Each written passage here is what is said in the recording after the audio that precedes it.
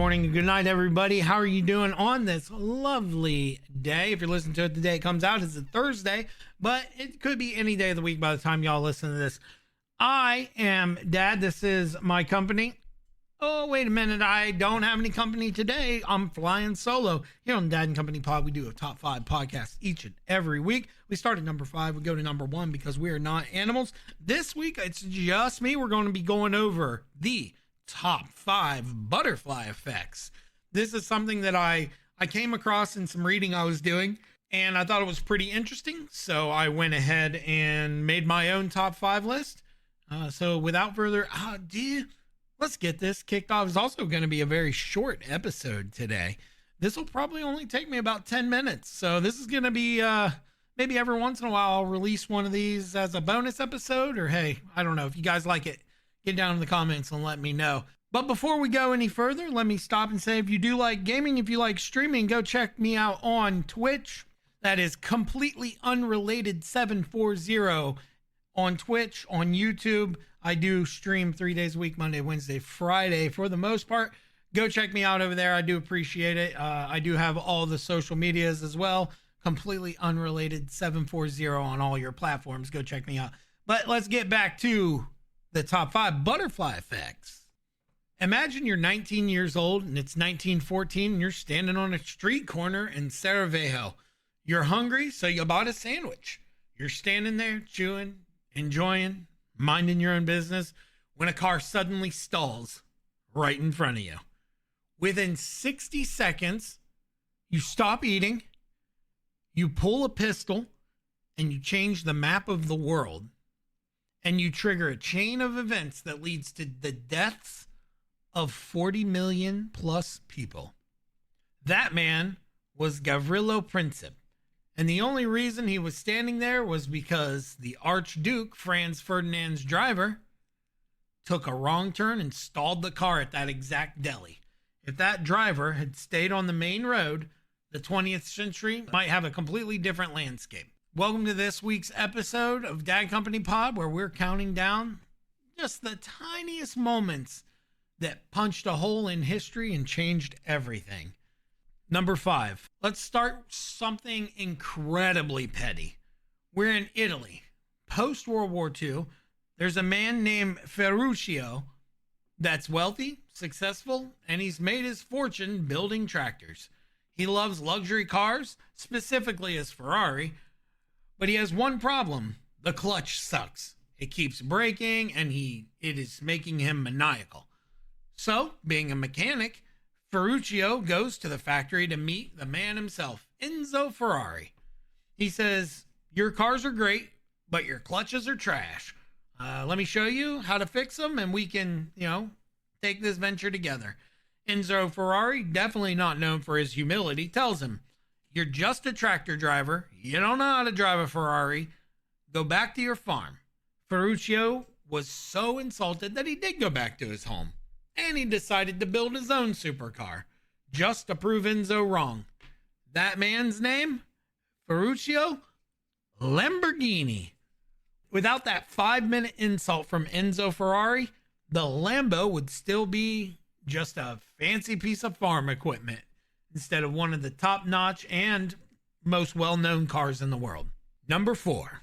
This next one takes us to the Atlantic in 1912. We all know what happened in the Atlantic in 1912? The fateful events of my favorite documentary, Titanic, starring Leonardo DiCaprio. We all know the story. People usually blame the iceberg or the lack of lifeboats, but what we should probably blame is a single small key. You see, right before the ship left port, there was a last-minute staff shuffle, and the second officer, David Blair, was replaced. In his rush to pack his bags and leave, Blair accidentally left a small key in his pocket.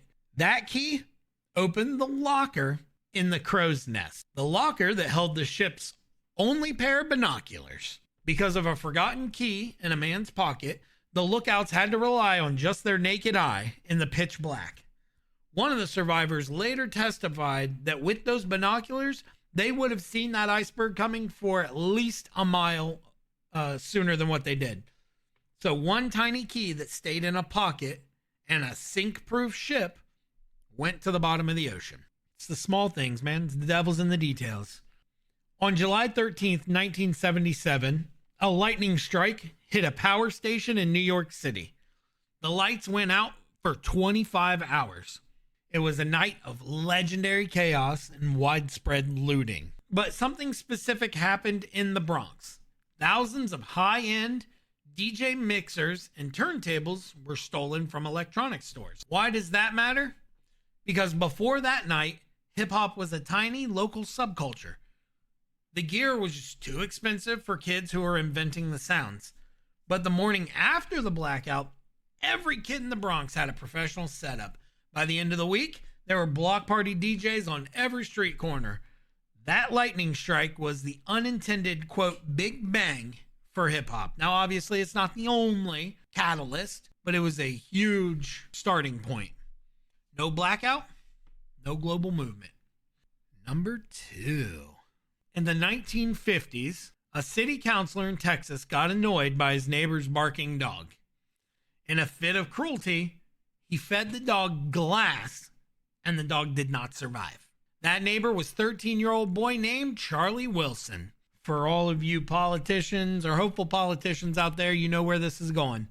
To get his revenge, Charlie organized a local campaign. He got the counselor voted out of office. I just punched myself in the side of the head.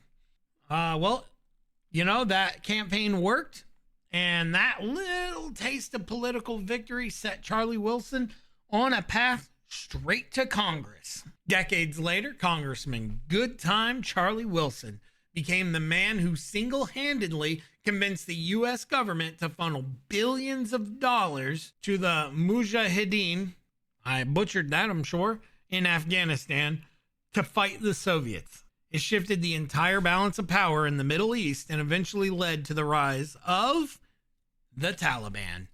All because a man in Texas couldn't handle a barking dog. That's wild. Before we go on, before we move any further, I just want to say thank you to everybody. I appreciate all of the support. I hope this is a little mix up, a little shake up, if you will. I am enjoying this episode. It's going to be very, very quick.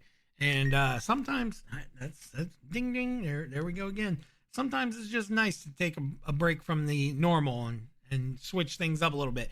If you guys like this episode, get down in the comments, like, subscribe, go to our YouTube page, subscribe over there. Subscribing's free, by the way. If you don't want to, you don't have to spend money, just get the word out there. I'm trying to grow as big as I can. And I right now I can only do that with everybody's help.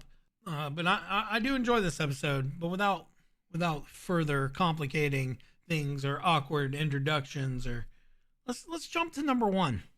November 9th, 1989. Berlin Wall is intact.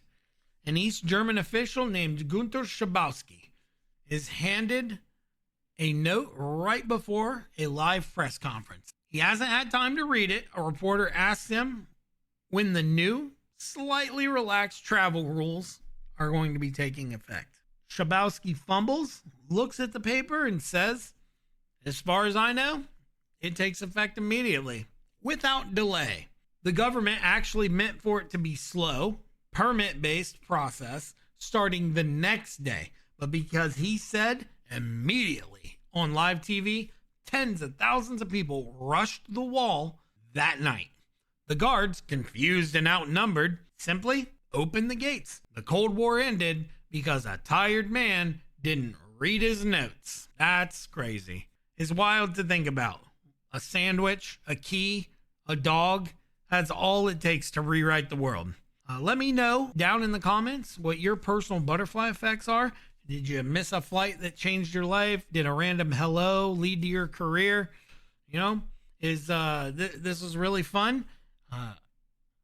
Remember, growing is my goal here. I just want to provide free entertainment to people. So to spread that word, tell your friends and tell your family. And I don't give a shit if you tell your enemies, as long as the word gets out there. Peace.